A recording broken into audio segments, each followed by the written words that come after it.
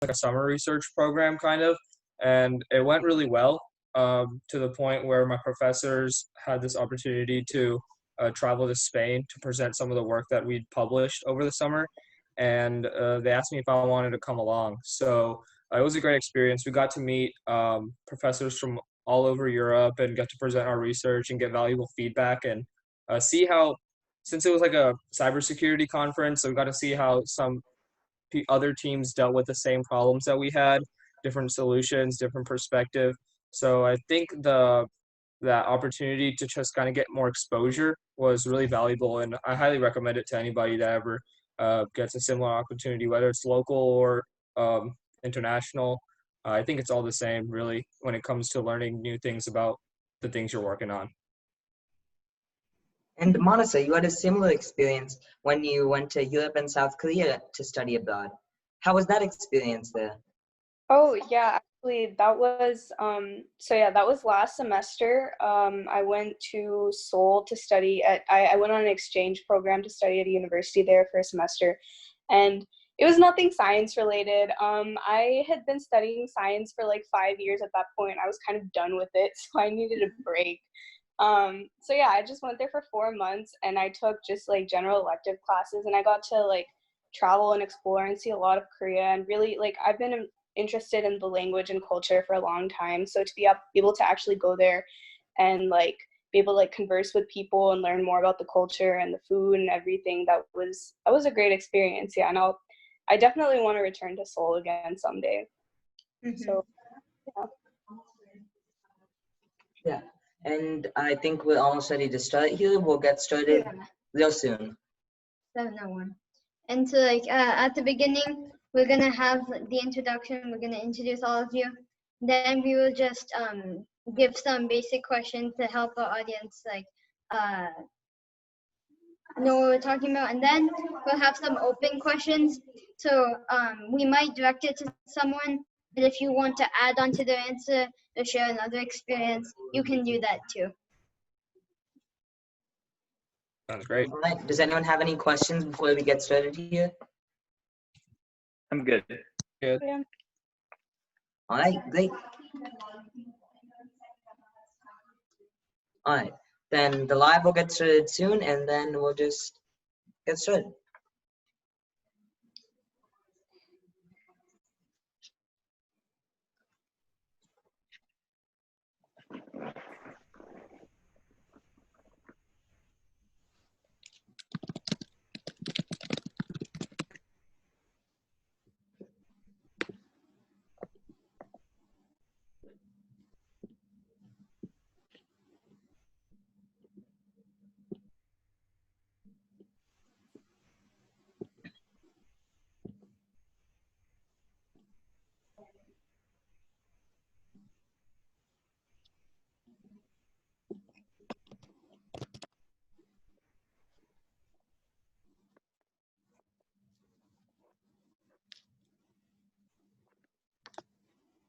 All right, we are now live, and we'll just get started.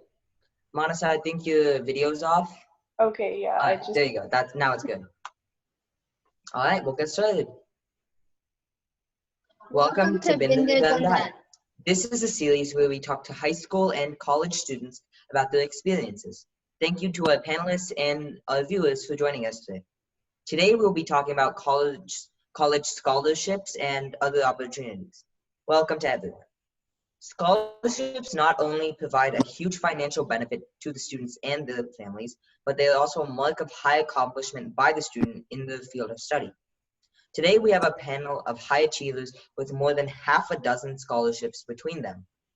Today we will talk to them about their high school journey, their achievements, and also the scholarships that they have landed. We are hoping to learn more from them today. Let's start by introducing our talented group today. First, we welcome Manasa Muppirala from Irving, Texas, who has recently graduated from summa cum laude and bachelor's in science and neuroscience from UT Dallas. She is a TAMS UNT graduating class of 2017. A National Merit Scholar at UT Dallas, she conducted medical research at UT Southwestern and Baylor Scott and White, and has studied abroad in Europe and South Korea. Welcome, Manasa. Thank you. Our second panelist is Rohan Maheshwari. Rohan is an incoming presidential research scholar at Cornell University. He plans on studying computer science with a specialization in applied economics. He recently graduated from TAMS UNT, where he was a research intern in the cybersecurity lab. He is a co-author of 2 publications and traveled to Spain to present his research at the ICSEA conference in 2019. In his free time, he loves playing volleyball and video games. Welcome, Rohan. Thank you guys for having me. Our next panelist is Anisha Holla. Anisha graduated as the valedictorian of her high school class of 2020 and has been named a National Merit Scholar, National AP Scholar, and National Coca-Cola Scholar. She has also won statewide scholarships sponsored by the Health Occupation of Students of America Club and the Texas Association of Secondary Schools Principals Organization. She was an active competitor in the Distributive Education Clubs of America and Health Occupation Students of America clubs and served as a founder and president of the Key Club chapter in her high school. She enjoys playing flute, piano, and guitar and is currently fluent in Spanish, Hindi, Kannada, and conversational and Mandarin. She's one of the 18 students chosen for the Eugene McDermott Scholarship at UT Dallas and plans to study neuroscience there. Welcome to Anisha. Thank you for having me. And our final panelist today is Ritvik Ramakrishnan. He has recently graduated from Memorial High School in Frisco as rank 1 and the valedictorian of his graduating class. During his high school, Ritvik started 2 clubs, founded his own company and a local nonprofit, captained varsity tennis, conducted lots of research, and won titles at several state and national competitions. In college, Ritvik plans to study computer science at the Georgia Institute of Technology on a full-ride merit scholarship and will be entering as a sophomore. He is speaking to us with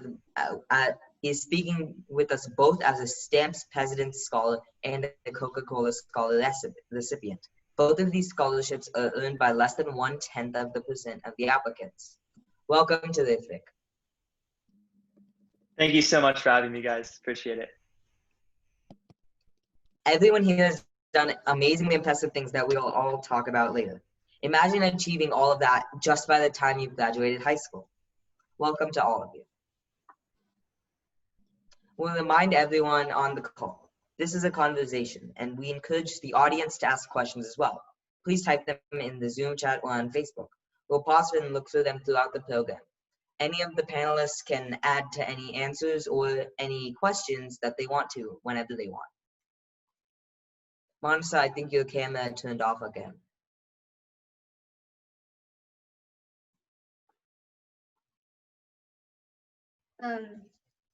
Okay, so the National Merit Scholar is a huge honor, and only about 3.5 of high school graduates win this award. And Manasa, could you tell us about this?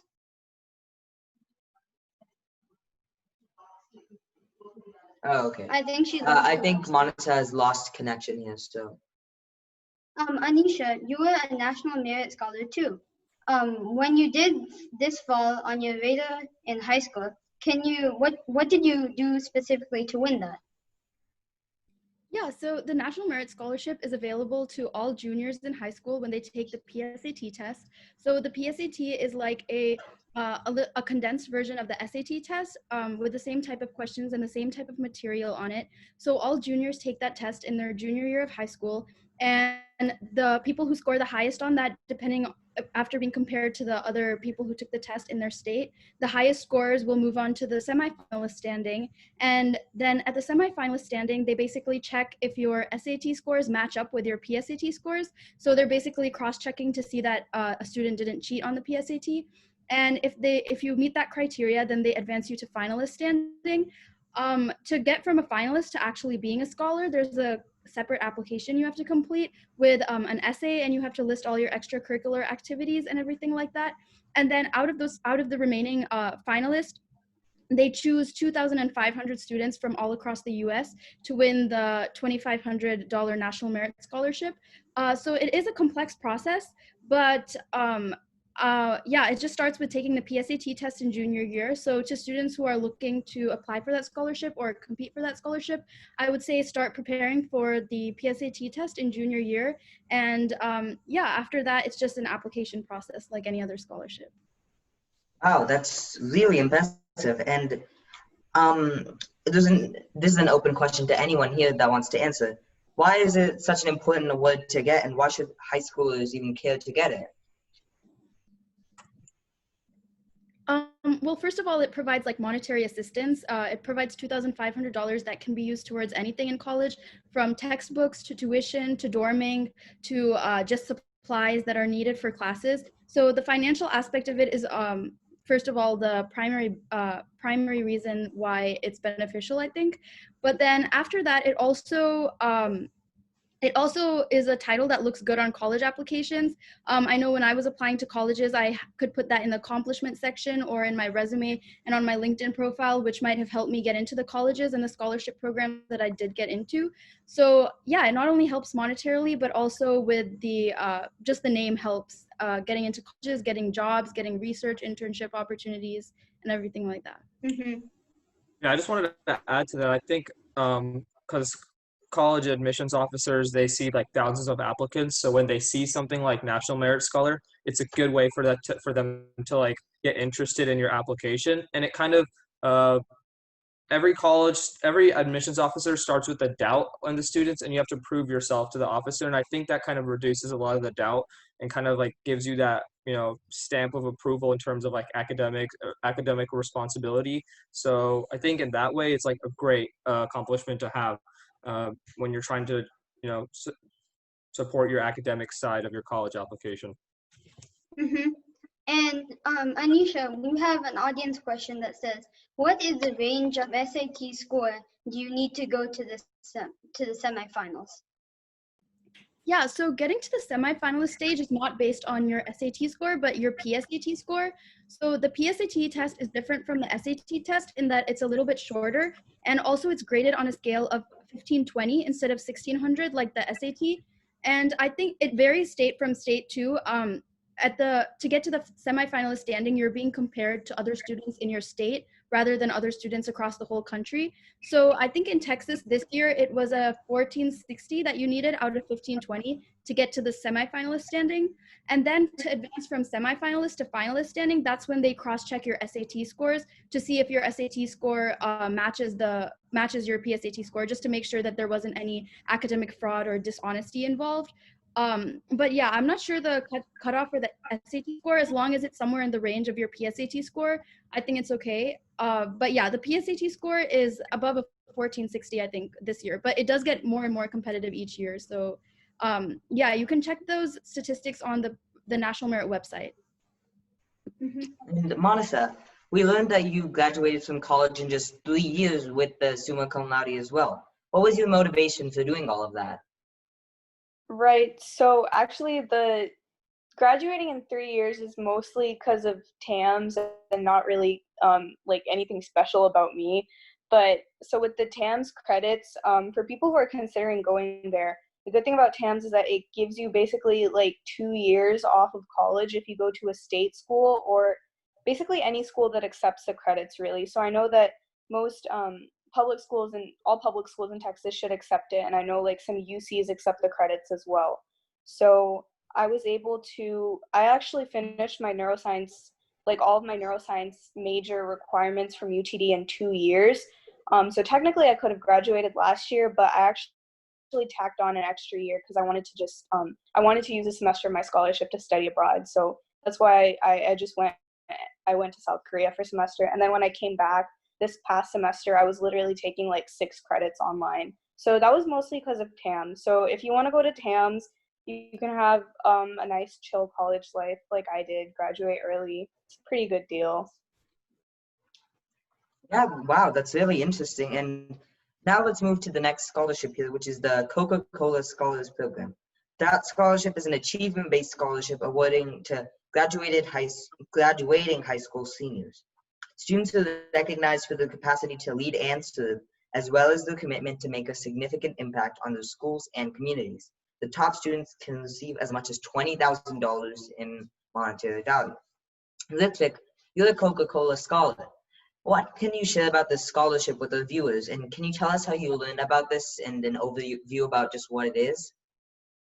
Yeah, sure. So I'll be completely honest. How I figured out about the scholarship was actually like, I actually didn't apply to that many scholarships. I only applied to like 2 or 3. And I know that the Coca-Cola and Burger King are like the two biggest scholarships like in the US.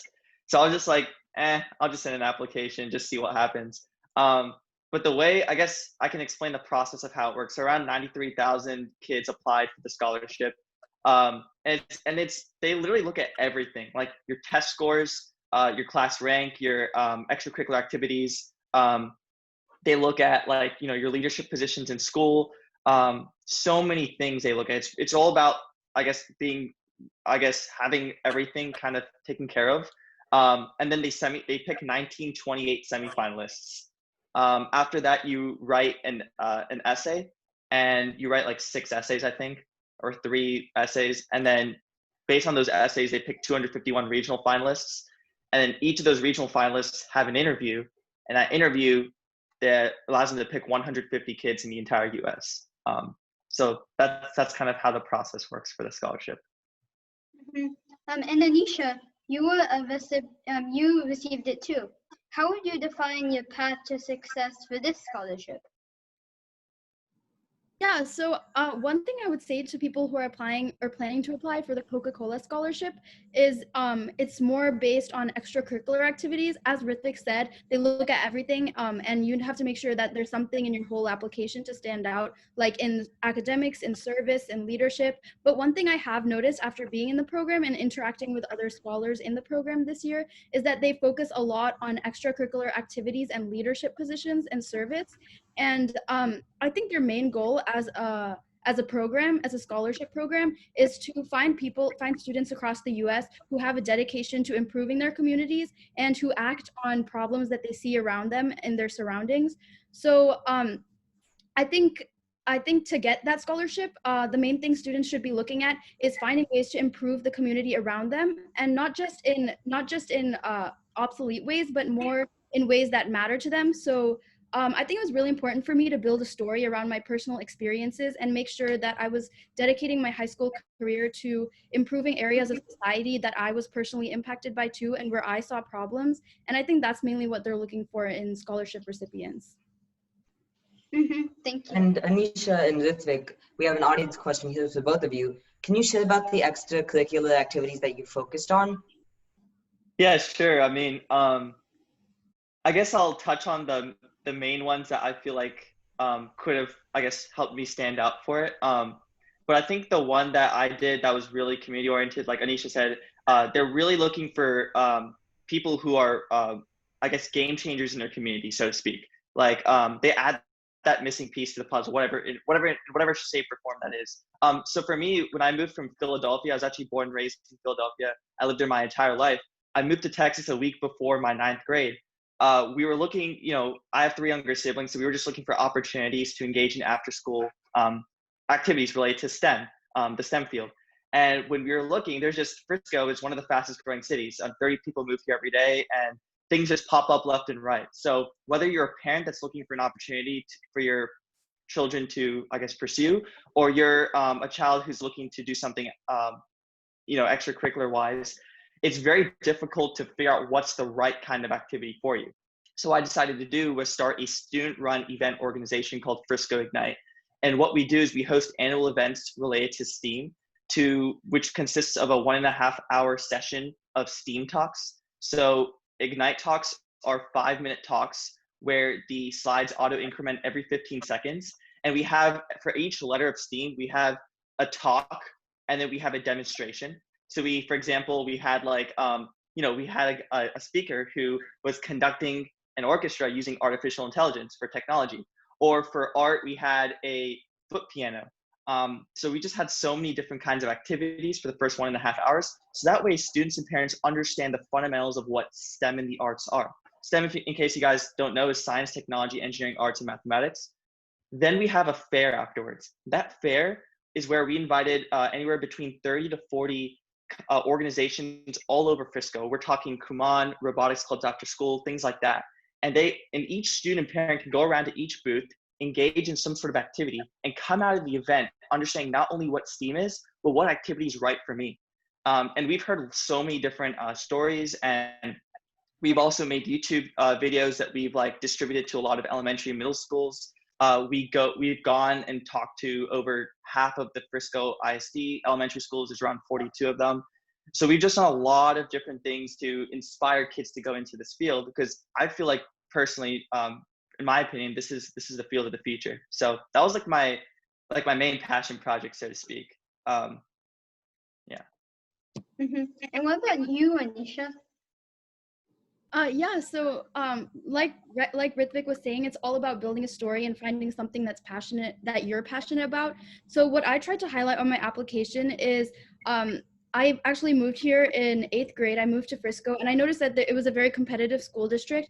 There was a lot of academic and just outside of academics too. There was a lot of competition in the district, and I noticed that it was taking a toll on kids' mental health. I saw a lot of my friends go through it. I saw myself go through it. It's really easy to get stressed out, and especially this competitive and this fast-paced of an environment. So, that's what I tried to focus my whole story around. That's something I was really passionate about, was fixing that and solving these mental health disorders that arise because of that stress that not only school places on us, but life places on us. So what I highlighted in my application was I started my own nonprofit for teenagers struggling with mental health issues. And I also founded the Key Club chapter at my high school. Key Club is a volunteering organization. So through that organization, I organized some initiatives in the community to help kids in homeless shelters who may be stressed out, help families at the Ronald McDonald House who may be stressed out about their child being in the hospital. And we did a lot of service through that organization. And I've also done a lot of research. I authored a research paper in high school about the effects about mental health among teenagers and the effects that outside factors can have on their mental state. So yeah, as I said before, it's all about building a story and just finding things you're passionate about and trying to make a change in the world around you. Awesome, guys. So now let's move into TAMS. The Texas Academy of Mathematics and Science, also known as TAMS, is a 2-year residential early entrance college program serving approximately 375 high school juniors and seniors at the University of Texas. Students join this after their sophomore year of high school. Rohan, you are a TAMS graduate. What got you interested in the program? Yeah, that's a great question. So before I went to TAMS, I was very unclear on what I wanted to do. And like Ritvik said, you should always try a lot of different things in your freshman and sophomore year, trying to understand what your passions might be. So I guess I did just that. I knew I wanted to do something in the STEM field, and TAMS seemed like a great opportunity to do that. You were able to take college level classes in very niche science fields. You could work in research labs in your free time, where you can kind of be on the forefront of actually making progress in those fields. And I think it's just an entirely different experience to learn something versus actually like hands-on experience it. And that aspect of TAMS really intrigued me, and I think it was probably one of the best career decisions I've made till date, because from that I was able to really confirm my passion in computer science and kind of gave me a lot of opportunities and connections into the computer science field. So when I do graduate out of college, I have people that I can reach out to for questions and in the next parts of my life. Yeah, and both you and Manasa did the TAMS program. Did you think it really piqued your interest in computer science, or would you say that you already had a big interest in computer science before and that just helped you develop it? Yeah, I definitely think that after coming to TAMS, I like kind of developed my interest while I was here. At TAMS was when I took my very first computer science class, and I found it so interesting that I wanted to pursue working in a lab. And then I was spending time in this cybersecurity lab. I learned a lot more in there, and I think that whole process is so organic that if I liked it, it was great, and if I didn't like it, it was like a positive way of understanding whether this field was for me or not. So I think that also uh, makes me want to like say that it's not always a bad thing if you like spend time doing something and you don't like it, because that's still helping you get one step closer to what you actually do want to pursue in the future. And I think that's a great thing to do when you're at TAMS. Yeah. And what about you, Manasa? Yeah, so kind of similar situation for me, except basically replace like everything he said about computer science with like bio. So before TAMS, yeah, actually I applied to TAMS because my friends were applying. I didn't really know anything about the program, and I honestly didn't really care much for it. I was just I went to Capel High School before TAMS, and I was getting kind of bored there. Like I had a decent rank there. Like I was ranked in the top 2%. But like some people said before, like I was kind of just getting sick of how competitive it was. I'm an old lady now, but like it honestly shocks me to see that this attitude is still there, like even though I've been out of high school for so long. So yeah, that was a problem back then too, and I was just kind of getting sick of the whole public school atmosphere. So I decided to apply to TAMS, and actually what drew me there the most was when I went there on my interview day. I just the community there, like how close everybody seemed to each other, and like just living in like we live in McConnell Hall, like it's our residential dorm, and so just like having that community there with like your friends around you all the time, and having such close access to like all the professors and labs and stuff, it was honestly so appealing to me. Also, like growing up as an only child, like I love the idea of being able to like live with my friends and see them as often as possible. So yeah, I applied to TAMS, and then I got in, and I went there, and the class that like stood out to me the most was bio. I just absolutely fell in love with bio there. Like I took a college level bio class, and I was like, okay, I want to do something related to this. So I joined a lab at UNT, but I didn't stick around there for very long. What's most important about my research is using that TAM sponsored scholarship. I worked in a lab at UT Southwestern the summer after my junior year. And so I worked on a project involving like mutant RAS proteins. It's like cancer research. So I actually did that for a summer because I thought I wanted to go into research. I did not want to be a doctor. I had no idea what I wanted to do. So yeah, actually, but once I got to UT Southwestern and started working in the lab there with all the PhDs and postdocs, I quickly realized that I did not want to do basic science research for a career. And actually, so yeah, it's ironic because I went in thinking that research is what I wanted to pursue, but it was actually that summer of doing research at UT Southwestern that made me decide I don't want to do research, I want to go into medicine. So after that is when I became pre-med. And so yeah, that's pretty much sums up my whole TAMS experience. Yeah, and I asked this question before the live started, but I know it's a very cliche thing to ask, but do you like, and Ritvik also gave a pretty good answer on this before, but would you say that your group of friends or the people that you talk with the most really has a lot of influence on what you do in high school, college, whatever you want to do? For me, that's like I resonate with that greatly. I was just like Manasa. I didn't really have any intention to apply to TAMS other than the reason why my friends did, and it was them. Everything I've been telling you about TAMS is what my friends kind of told me, and that was kind of the driving reason as to why I went to TAMS. Like they convinced me to go with them, and yeah, I really think that that group of people around you, at least the closest ones, really can influence your decisions, not even just like in life, but in career wise as well. And I think that's great because then you always have that aspect of you have like your social life. You can enjoy your social life with them, but you can also enjoy like your intellectual and academic life with them as well. Mm-hmm. And would you say that, like, I know that it's another very cliche thing, but would you say that peer pressure is really an important factor in just determining a lot of different things in those fields and even just in normal life in high school and college? I think yeah, it would like I think peer pressure does exist. But at the end of the day, you really have to understand that what everyone wants is different. So what your friends are trying to influence you and I guess maybe pressure you into might not be exactly what you want. So you really have to come down to your roots. Of course, it's good to have that input and perspective, but you should really remind yourself that at the end of the day, it's your decision, and what you want could be different from what they want. Manasa, do you have anything to add? Yeah, I guess about friend groups and stuff. So my my closest friends from TAMS, quite a few of them like came to UTD with me. I have a group of like, it's like me and like 5 other girls. We took OChem and biochem together at UTD. We're all pre-med. We had like a group chat called like biochem squad.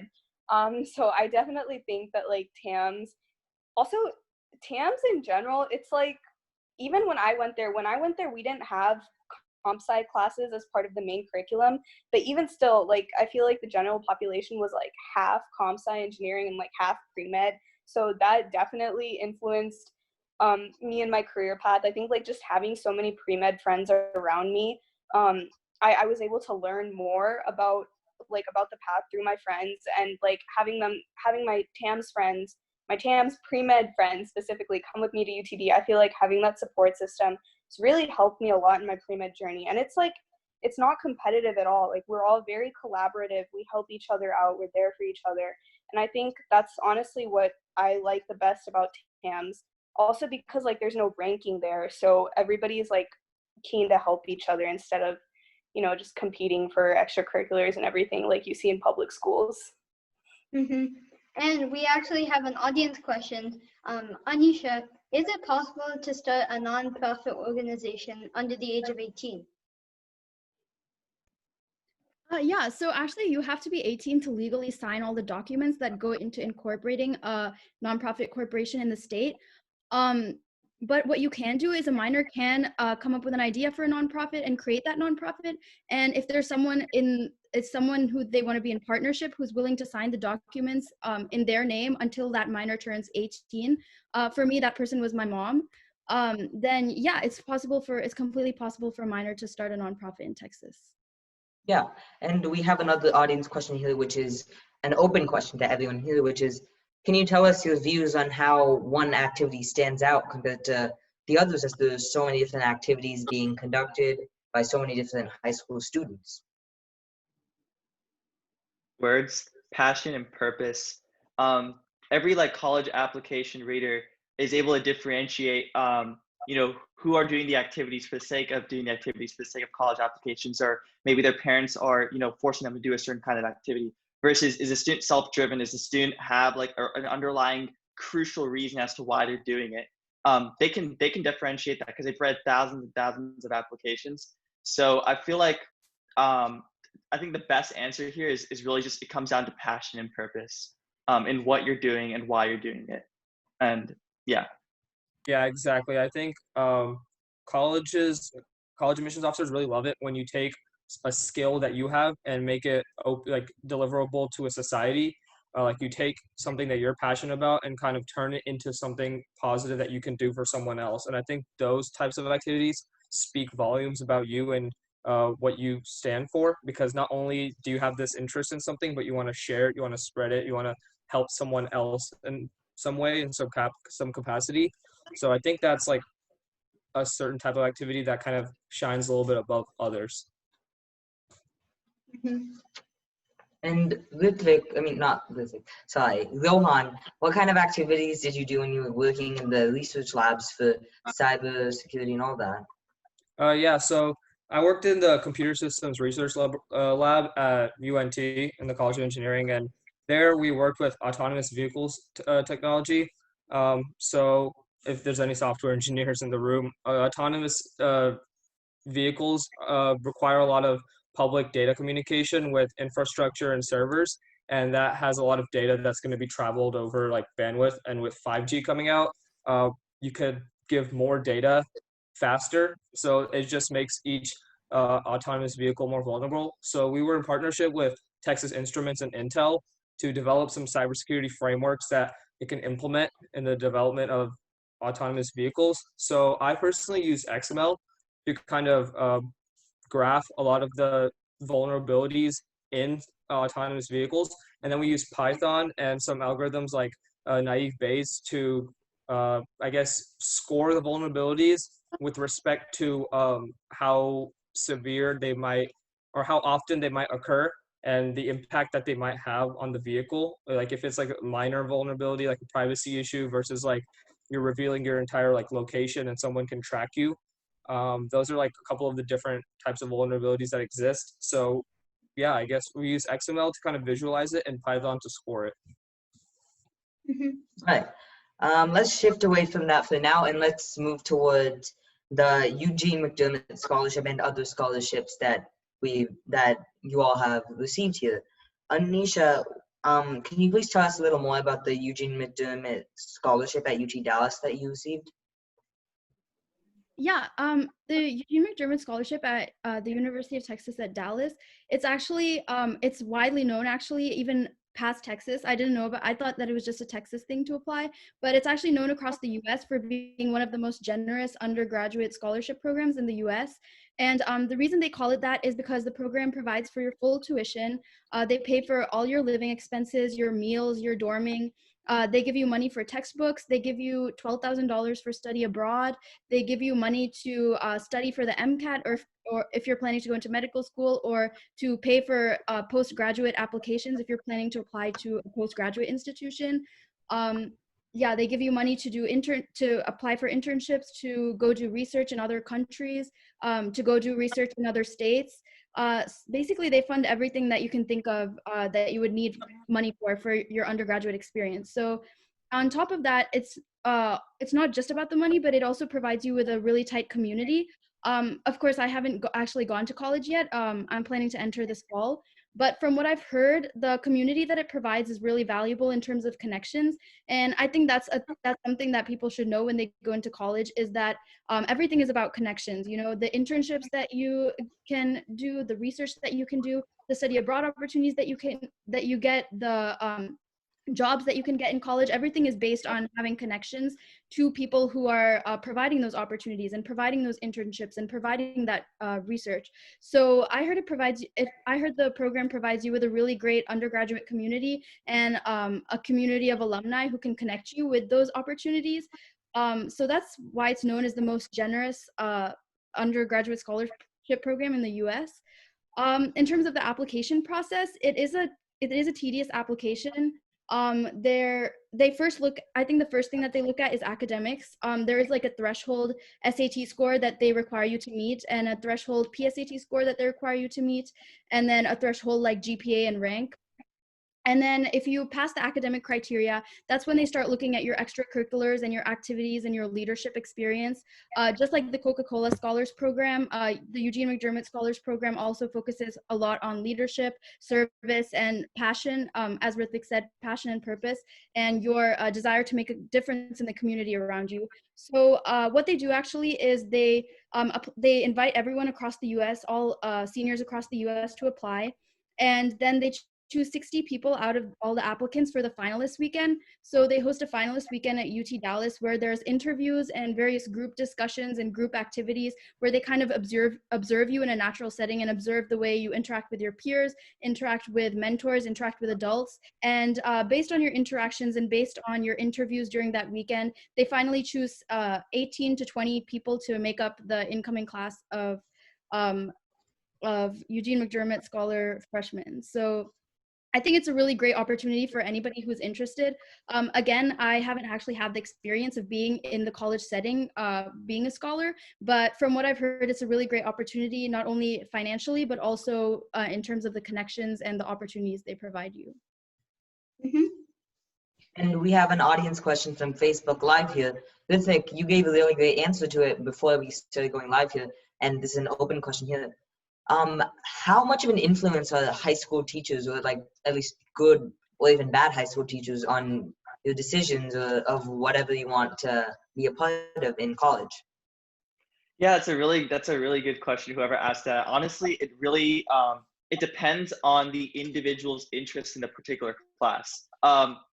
Just for example, like English, right? Like humanities. Even if I had the best teacher in Texas, I don't know if I'd want to go into humanities, even if the teacher like was so inspirational, was like, oh my gosh, this is it. And I just enjoyed the class so much. But what I will say is, like, I actually was I had like the self-interest in like wanting to learn more about coding. And thankfully, I was complimented by an extremely motivated, energetic teacher who I had, who really inspired me to delve further into that field. So what my short answer is, honestly, I think when it comes to core subjects, that really comes from your inner self. I could be wrong, but I think with the electives, it can really make or break. The teacher can really make or break. Like I'm talking computer science, art classes, maybe you play, you know, part of the band or orchestra, whatever it may be. I think electives, the teacher and the instructor could really be a make or break. And core subject areas, most of them, you know, how well you do in the class mostly comes from you and your study habits. So I feel like that really just comes from you. So that's like my short take on that. Did anyone else have like another view they want to share? Yeah, I think that like the passion comes like from yourself, but teachers are a really good catalyst to kind of get you more and more interested into it. Or maybe like they aren't, but that can motivate you anyways. But yeah, that first initial like headway that you make in a field probably has to come from yourself, and then teachers can maybe help or not help. But yeah, I think that's how I think Ritvik described it really well. Mm-hmm. Yeah, okay, this is all very cool. And now we're gonna move into you, Ritvik, and talk about the STAMPS President Scholar Program at Georgia Tech. Ritvik, can you give us an overview of the process? Of course, yeah. So first off, STAMPS President Scholarship. Okay, I'll be honest. Like when I was applying to like schools and stuff, like I just applied, you know, because they were good schools and everything. And I didn't even know the STAMPS President Scholar existed. I just applied to Georgia Tech as a CS major, and I was like, hey, you know, I'll just apply. I got my acceptance. I was happy, and then the next day they said I was semifinals for the scholarship. I was like, what? There's a scholarship? So when I delved further, I found out that how it works is they actually look at all of the 36,500 applications this year that they received, and they shortlisted 325 semifinalists for this full ride scholarship. I went through a phase of having a regional interview. I was one of the 100 finalists who got to go to STAMPS weekend. It was actually a week before COVID, fun fact. So I got to see Georgia Tech the first week of March. And then they picked 40 STAMPS presidential scholars. The family is the STAMPS Scholars Network. So they're like University of Michigan, Georgia Tech, Dartmouth College, and like, you know, a lot of local state schools that are part of the STAMPS Scholars Network. So in total, 267,000 applicants apply for the 267 spots is what they say on their website. For Georgia Tech specifically, it was 40 out of 36,500.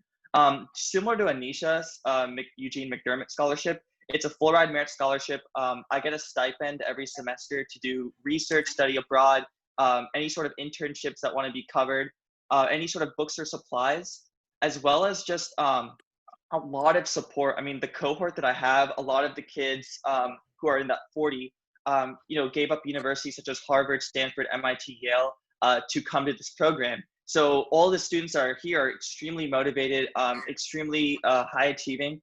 And on top of that, I think the network that I have from the STAMPS community, from all these different colleges is also a great thing to be a part of. And it's just how you apply, just to answer that, is you just submit an application and hope for the best. A lot of it is luck. You don't check a separate box saying that you want to apply for the scholarship. It's all based on just applying to Georgia Tech. And if they think that that they are, I mean, if they see like that you're, I guess, worth an investment, so to speak, they'll shortlist you as one of the 325 semifinalists. And you'll be notified the day after your acceptance. And what do you think were some of the factors that made you successful here? Honestly, like I think my test scores and rank, you got to have a near to a perfect score on your SAT and ACT. I took both and scored near perfects on those. I perfected all my subject tests. You should try to shoot for 5s on all your AP exams. I think I took 18 to 20 APs. So test scores out like that. I think academics, there's like a threshold, like Anisha's McDermott scholarship. On top of that, for extracurriculars, they're really looking for community changers, similar to the Coca-Cola scholarship that I previously mentioned. So I think you guys mentioned in your introduction, but I started my own business. I started my own nonprofit, and I founded 2 clubs at my school. I was also part of a lot of councils. Like I was selected as one student in my grade for the superintendent student advisory council because I was inciting change in my school, and I was also principal's advisory council.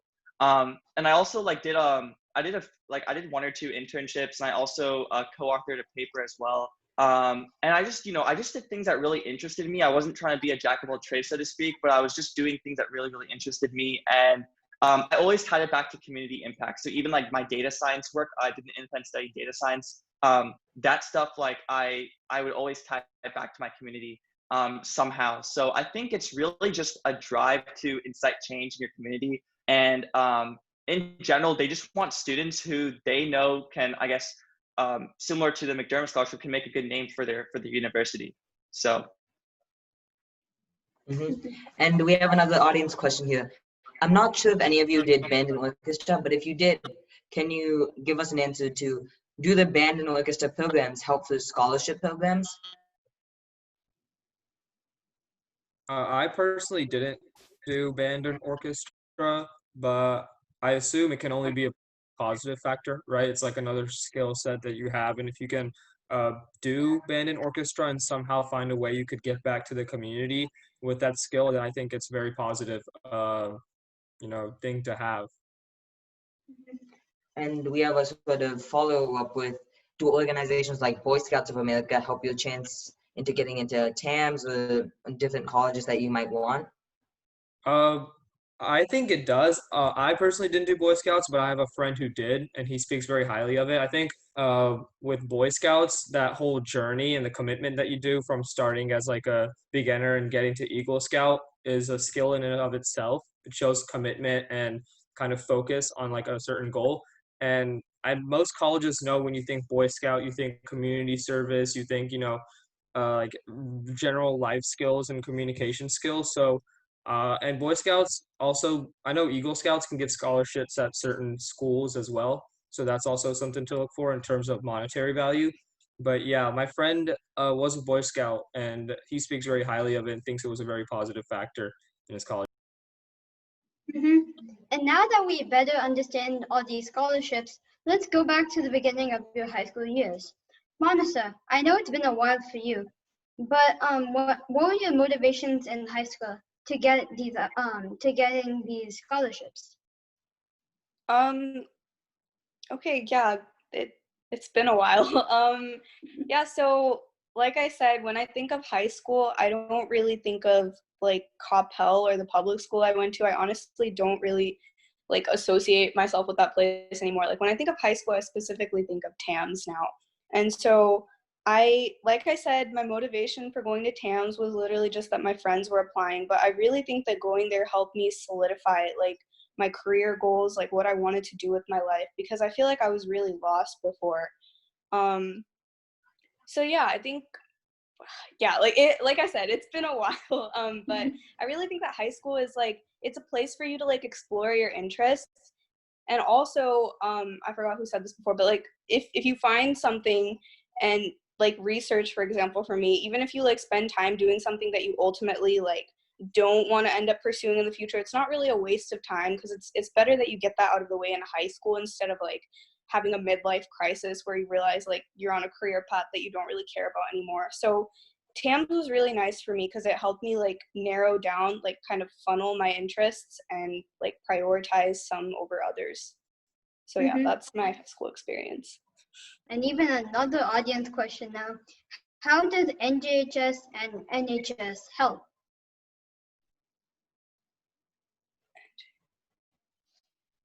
So when I was at Coppell, I think I was actually I think NJHS, I believe, is for middle schoolers, right? I think NJHS is for middle schoolers, and then NHS is high school.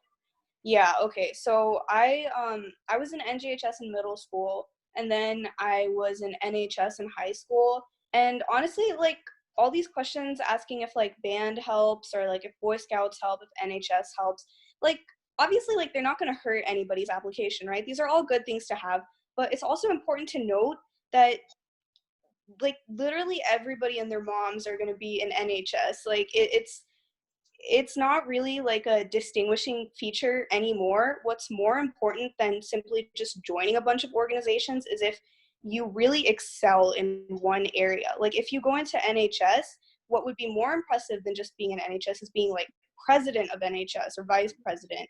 If you go into band or orchestra, more impressive than just being in band or orchestra is if you're like first chair in ensemble. Similar to like Boy Scouts is if you're Eagle Scout or something.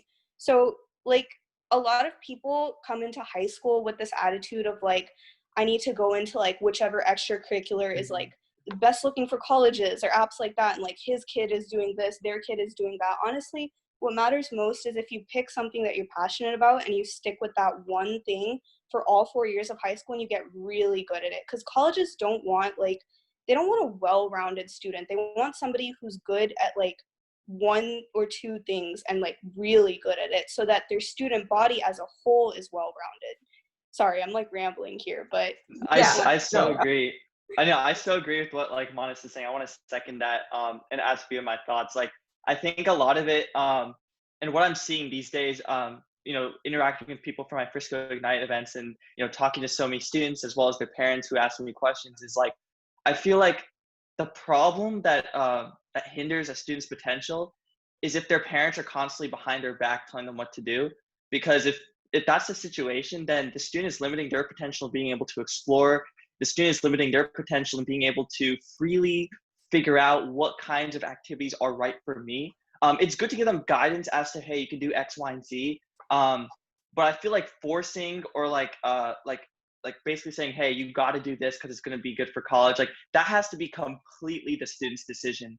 And I think all of us here, like, I think we can agree that, like, I think it was our like self-drive that initiated what activities and what decisions we made in regards to what we felt we were passionate about in high school.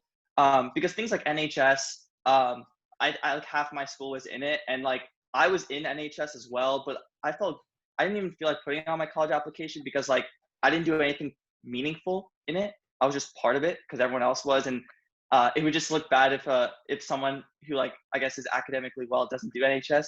But like I would honestly say like doing things that like you genuinely want to do. Like I feel like if you don't even think about college apps, like for Frisco Ignite, I actually did not even think about college apps. It was a genuine problem that I had when I moved here. I was like, I need to figure out like how we can effectively ensure that all these opportunities like are given for students and parents. And then it turned into a college apps thing. I was like, oh wait, this actually helps for college apps. So I think with that mindset, it's that reverse psychology of let me figure out how to help my society instead of let me figure out what to do for college apps to help society. It should be how should I help society, and then maybe it can help college apps. So that's just my little rant on that. Yeah, Oh, yeah. absolutely. And I can Go ahead. go ahead. Sorry. Oh yeah, I was just gonna say like I really think it's quality over quantity. You should definitely pursue like a couple things, but for a long time. And like Manasa said, like you should pursue it and really excel in those couple things versus just have a lot of things. And also putting something on your college app is one thing, but when it comes to essays, which are in my opinion probably the most effective part of your application, if you do something like from like within and organically, you'll be able to write about it much easier than if you did it with the intention of college apps, because constructing a story for college apps rather than already having one, college admissions officers will definitely be able to tell like what writing is organic and what writing is kind of framed, because you want them to hear what you want them to hear, you know what I mean? So yeah, definitely quality over quantity, something to think about. Yeah, definitely. And yeah, I can sort of give an answer to this as well, even though I'm definitely not nearly as experienced as any of the people, as any of the panelists here. If you look into any school in my district, I'm in Kapil ISD currently. If you look into any school in my district, you'll see 3/4 of the people in the school in gifted and talented, 3/4 of the people in school in NJHS, any of those honors programs. It really doesn't help you in any of those because everyone, like Manasa said, anyone in the mothers is in NJHS, NHS. You need to stand out to make any sort of application credit or any sort of credit in general. Yeah, like I used to feel bad for like never being in the gifted and talented program, like because I just never got in. In Philadelphia, it was like you need like a 140 IQ to get in. I was never in the program, and I honestly don't regret it at all. And that's like one thing that so many parents like want to do. Like they want their kids to, I think it's, I don't even know what the test is called, COGAT or something. Like they just want the kids to take that and be in that program. But like, honestly, what true difference does it really make is the question, right? I mean, that's just my take. Yeah, absolutely. And I think now we'll walk into the application process a bit more. Ritvik, what does the typical scholarship application process look like? I know that this has already been like somewhat answered. So is that for like stamps, Coke, or? Yeah, any of them. So, I mean, for stamps, the Georgia Tech one, you just apply like a regular student and pray that they pick you. I guess Anisha could talk about McDermott, but for Coca-Cola, since we both got that, I think I already talked about it, but like you just apply, like you put everything like you can think of. Like they ask about everything, like your test scores, your rank, your GPA, your AP exams, the classes you're taking this year, the activities that you're engaged in, the volunteering that you've done, the work experience you've done. I'm rambling at this point. But that's what they ask for. They just want to know about your entire life, basically. The semifinalist round, when they narrow down from 93,000 to 1928, that's like a few essays, some interesting essays. Like, what would you do with your 20? If there was like an extra, like if you could add an extra hour, what would you do? Or some interesting questions. And then the interview. So they shorten that to 250 regional finalists. They have an interview. They pick 150. So those are like, I guess, the ones that I've done. So. Mm-hmm. And we have another audience question.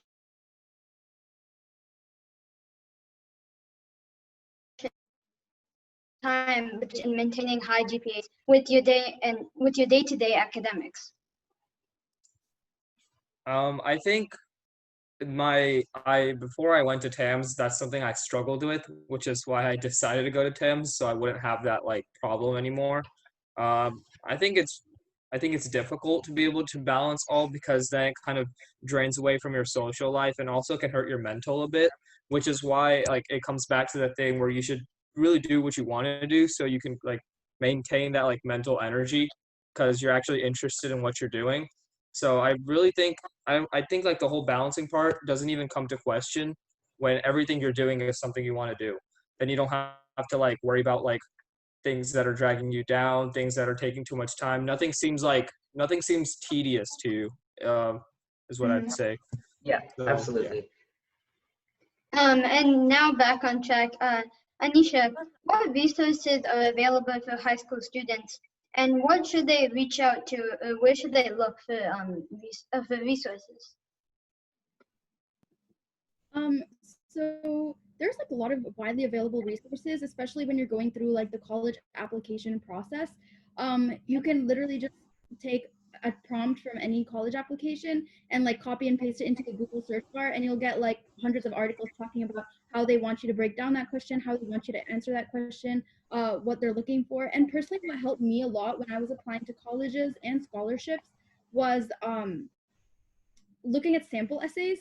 Obviously, you should always be discouraged from using anyone else's essays as your own, or like trying to make someone else's idea into your own, because colleges are looking for original people with original passions and original ideas. But it really helps to look at other people's essays and the essays that they've written and how exactly they've formatted it, and how exactly you can talk about your accomplishments, about your passions, about your purpose in an essay without sounding bland, or kind of while creating a story out of it. Like I keep going back to that point. It's all about creating a story, basically. The college admissions officers are looking for people who have a passion and have turned that into something else. So yeah, I looked at a lot of essays online for inspiration. I looked at a bunch of different college advising websites. There are a lot of those that teach you how to like fill out the common application, which is the application that a lot of college that you can basically use for any college. Yeah, and also talking to older people. I think what really helped me was talking to upperclassmen who had already gone through the process before me.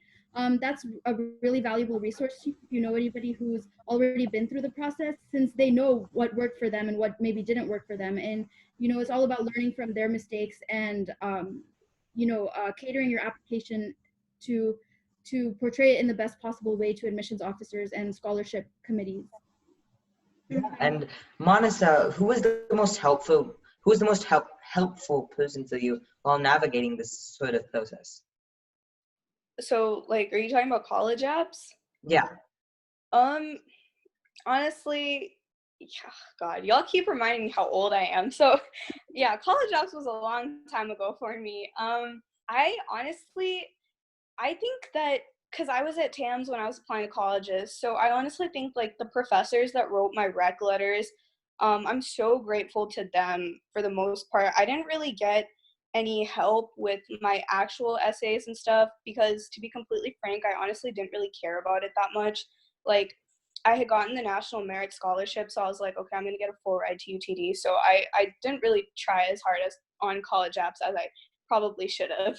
So, but like the professors who were writing my rec letters when I was applying, like I think that building like a connection with your teachers throughout high school is really helpful because once again, when it comes time for college apps, those rec letters, they can go a pretty long way, especially if you're applying to like special honors programs or scholarships. They really look at those letters of recommendation, and it's not enough to just be like an A student, because like anybody can be an A student, right? You really want to like build a relationship with your teachers and show them that you're putting like the effort into their classes to go above and beyond just like getting a good grade. So yeah, I think that the teachers were a big part of it for me. And if anyone else wants to add the part of the application process, they can go ahead and do it like right now. Yeah, I think that the college application process is really just three things. It's just like your numbers, what you did, and your story. And if I had to give like one piece of advice, I'd really just say that your story counts the most, because that's your one chance of actually kind of speaking to the the officers. And you could have done anything in your high school, but if you can get them interested with you through your essay, that alone speaks volumes. And I think that's kind of what I prioritize in my application. And yeah, I think that's what I would advise the most, just to focus on that part above all. And also, like, one really quick thing, really cool analogy. I mean, it's funny, and I think it just resonates with everyone, is treating colleges like a partner, so to speak. Like, kind of like you're trying to pull these girls, right? Like, there are all these different girls, and they all have different kinds of personalities. They all look for different things, and you got to tailor yourself to impressing those girls. And that's kind of how I view the essays. I think I agree 100% with what Rohan said. For example, like when I applied to Carnegie Mellon, I was talking about how awesome the computer science program is there and how I'm so interested in data science, machine learning, artificial intelligence. But when I applied to like Harvard, I gave more of an interdisciplinary approach towards things. So I mean, all these colleges have different attributes. Obviously, just like how different people look for different things in a guy, it's a similar situation here where different colleges look for different things in people, and you're trying to pull them, you're trying to get them to accept you. And that's essentially why the story matters the most, aside from the numbers, aside from the things that you've done. And that's what really makes or break your application. It's the essays, it's the story that you portray about yourself. Yeah, definitely like research every college before you like write essays. You can't, it's not like, I would advise not to like write one essay and then just use it for a bunch of different schools.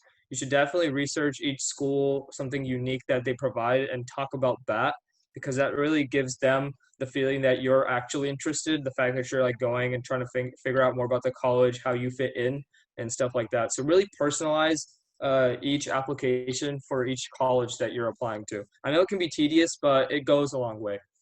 Yeah. Mm-hmm. And now we're going to move into like the final question segment here. So this one's an open question. All of these are open questions. What are your future plans in 5 or even 10 years? Where do you all see yourself?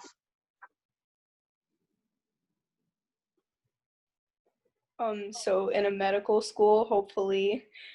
Well, if it's 5 or 10 years from now, probably in like residency or practice. Yeah. So I've been, cause like throughout college, my time at UTD, I was mostly focused on like keeping my GPA up, among other things. Cause if you don't have a good GPA, you're kind of screwed for medical school, and they don't care how much you volunteered or whatever. So yeah, I focused on keeping my GPA up at UTD. Then I took a break and I studied abroad. And now I'm kind of just working on fine tuning stuff for my application. I want to like focus more on like clinical hours and things like that, and continue my research that I've been doing for the past few years while I was at UTD. So yeah, I hope that like I can be in a medical school sometime soon. And I think a lot of people I feel are like deterred by the whole pre-med or like medical path just because of like how long it takes and how tedious it is. But honestly, like that was never a problem for me because I like being a student. So like the idea of going to school for another 4 years and like not having to be an actual adult is a pretty good deal to me. So yeah, I really think it's about like enjoying the process and enjoying the journey there. So if you genuinely like love what you're studying like I do, and like 4 years of medical school, like you don't see it as like 4 years before my life gets started. You know, it's like my life is still happening during those 4 years and I'm gonna love it. So yeah, medical schools, please accept me. I'll write that in my essays. Yeah, I think for Oh, me, like 5 years from now, I hope I'm a software engineer. I'm like really interested in like video games and stuff. So a couple companies that like I have my eye on are like Twitch and Nvidia. But 10 years from now, hopefully I'm not working for someone anymore and I have my own company. Like I have this like little dream, I just fantasy that I want to be like I want to have a hedge fund with two of my best friends in New York. So that's like the dream goal. We'll see how much. I'll let you guys know if that ever works out. But yeah, that's kind of what I have in mind as of now. yeah. Yeah. And as for me, 5, 10 years from now, of course, you got to cross your fingers that I'm able to pull through. Um, I mean, from Georgia Tech, I should get my BS and MS and CS in 4 years. So I'll have some sort of graduate degree, possibly an MBA. That'd be really, really cool. Because I'm really actually very passionate about business, but I'm utilizing computer science to drive business. That's kind of my reason for studying computer science. And hopefully, just like similar to what Rohan was saying, either owning some sort of hedge fund or running my own company would be super cool. Like a CEO or something like that. Like that'd be super nice. Whether it doesn't have to be like a company, but even a nonprofit. Like we're expanding Frisco Ignite into like we're making it a national. Hopefully, we can make it a national organization. So hopefully that grows. Or there's just so many different ways I could pivot at this point that I couldn't really tell you. It could be research. I'm doing some research right now. So it just really depends. But I just hope that I'm happy where I am, and that I'm making an impact on society in a positive way and making others happy. Mm-hmm. And sort of segueing from that, we have a question, which is, what like do you do in your free time? What do you do to pass the time, especially in these times with like the virus and everything else that's happening? Well, for me, I've maybe Ritvik can talk a little bit on this too, but computer science is a really like strange field. A lot of the things that you learn that you need for like internships through the years, you don't learn until the later parts of like of your degree program. So you have to like there's a lot of self-learning involved when it comes to computer science. So like lately with the whole like quarantine, social distancing, I've been kind of brushing up on my skills, learning a couple new languages, really tying in my interest with video games and making my own game right now using programming. So that's how I'm trying to like I'm still like even though I'm gotten into college, I'm still constructing my story of how I'm using my free time passions like video games and implementing like computer science into it to kind of make my own games, like something I can speak when I apply to like jobs and stuff now, because like that's the next step. Mm-hmm. And I don't want we don't want to make you feel any older, but to everyone else here, what's the most apprehensive thing about going to college here? Sorry, Manasa. Okay. Anisha, why don't you start? What's the most apprehensive thing about going to college? Yeah, I think like right now, we're living in uncertain times, obviously, with the pandemic going on. Like personally, I don't even know if I'm gonna go to campus on the fall. I still have to make that decision because of like health concerns and safety concerns from my parents and me. So I feel like one thing I'm apprehensive about is just the uncertainty of it all. You know, if we had graduated a year earlier or even 2 years earlier, I feel like I would have had a more clear idea of what was going to happen in the fall, where I would be, what I would be doing, what classes I would be taking. But right now it's like everything is all up in the air and anything can change at any moment. You know, even the universities, I know probably all of your universities are doing the same thing too, but I know at least UTD has like 5 different plans implemented just in case something were to change, then they would go to a different backup plan or a different backup plan. So I think one thing I'm apprehensive about is just the uncertainty that accompanies going to college, especially during these times. But yeah. And I think that about wraps it up here. Oh, I see another audience Oh yeah, question. we do have another audience question here. Hey Rohan, I am also interested in video games. So what engine do you use, and can you send your email so that if I have any questions or I need a guidance, I can email you? Yeah, so I guess like a little briefing is I work with Unreal Engine and I use Visual Studio as my IDE, and I work with Unreal Engine to kind of develop the graphics of the game, and I work with the Pygame module in Python to develop the framework of it. But yeah, we can talk more over email. I'll send you my thing in the comment section. And I think that about wraps it up here. Any final thoughts, panelists? I know this is gonna sound really cliche, but like high school, where whoever's listening to this, high school, college, or whatever, you know, it only happens once. So instead of like trying to play it like a numbers game or whatever, like I've seen a lot of people doing, try to actually enjoy yourself, because you know you don't know when a pandemic is gonna hit the world and you're not gonna see your friends for months again. Like literally nobody knows what is gonna happen at any point in time. So like try to enjoy yourself, and if you're actually having a good time and love what you do, then like college apps, med school apps, all of that stuff, it's not going to be like, it's going to seem a lot more authentic. Like nothing's going to seem like a job or a chore. You know that phrase that's like, if you love your job, you're never going to have to work a day in your life, whatever. Yeah. Like that's honestly so true. You know, me being like the old grandma that I am now, obviously like I didn't have this mindset in high school, and I very much succumbed to that whole like numbers game mentality, and now I regret it, honestly. I wish I had spent more time like doing things that I actually like doing. So yeah, just don't make the same mistakes that I did. So that's my last bit of advice. Yeah. Yeah. And as for me, like when it comes to advice, I'd say kind of segueing into what I was talking about earlier during this panel discussion is like, honestly, like to both students and parents here, like just try to have that independence.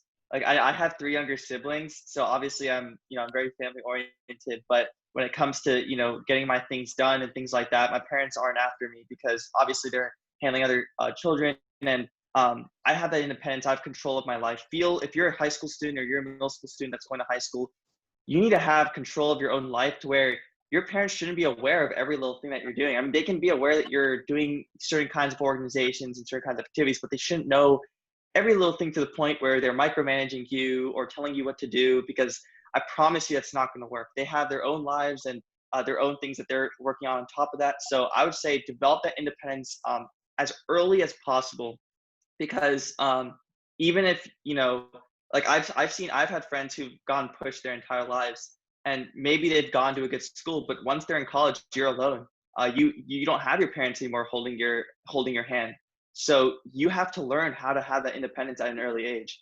And I feel like I've seen people who have had that independence at their age, who are like now like about to graduate college, and they're just amazing because they self-advocate, they reach out for everything by themselves. They're just so self-motivated. Like some of my like biggest idols, like they're really, really self-driven, and I look up to them, and I would say like you guys should do the same. Yeah, it just all comes back down to like what you really want, and I see stuff like college as an investment, and I know like like you apply to college with the intention of a good education and all, but really also understand like college is like it's kind of the rite of passage to the next part of your life. So you should really enjoy it. I think that you should really pick a place where you really want to go versus pick a place that's just the materialistic aspects of it. And yeah, I think those are some things you guys should think about. And as you guys are transitioning into, maybe some of you guys going into high school, some of you guys applying for colleges, really just remember, like, what do you really like, and let the college decide, like, make their decision based off of who you really are, instead of who you are kind of presenting yourself in like a way that you maybe aren't to the college. So with that, I think we're gonna wrap up Yeah. this episode of Been There Done That. But before we go this week, we have one last thing to say. We asked for your feedback with the survey last week, and a lot of you responded, so thank you all. You all wanted to hear about scholarships, internships, and entrepreneurs in fine arts, and we're going to try our best to bring all those topics to you in the weeks following. We'll continue our broadcast on Zoom and Facebook Live to reach most of you, and we'll continue our Sunday sessions until August 9th, because that's when school starts, and we'll pace it out more after it starts. And overall, 73% of you said that you'd recommend the show to a friend, and a majority of that feedback was positive, so thank you all. We appreciate your support, and we'll try our best to improve the show and find a balance of topics that helps middle school and college students. Middle and high school students. Thank you, everyone, for watching. See you all in another episode of Been There, Done That. Bye. Bye. And again, thank you to all our panelists for sharing your wonderful insights. Thanks for having us. today. Thank you. You guys. Thank you for having us. To all the Bye-bye. viewers for being here. Bye. Bye. Bye-bye.